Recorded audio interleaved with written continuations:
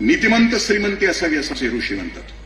म्हणजे घरात येणारा पैसा कसा असावा? तृप्त असावा, कुणाच्या मुंड्या मुरगळून येणार नसावा, कुणाच्या पापाचा नसावा, भ्रष्टाचाराचा नसावा, नीतिमंत श्रीमंती असावी. गंमत अशी आहे की पापाच्या पैशामध्ये लोक सुखाची अपेक्षा करतात आणि पापाच्या पैशामध्ये घर बांधतात आणि वास्तुशास्त्राच्या आधारे बांधतात.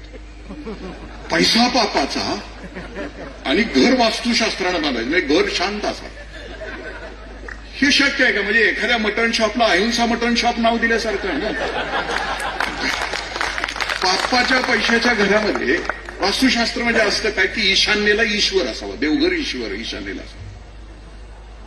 देव जरी ईशान्येला असला तरी कोपल्याशिवाय राहणार आहे का? पापाच्या पैशाच्या घरामध्ये आग्नेयाला जर अग्नी असेल तर घरात आग लावल्याशिवाय राहणार आहे का?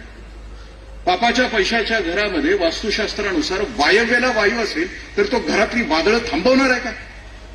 नाही. म्हणजे श्रीमंती माझ्या ऋषींनी कधीच नाकारलेली.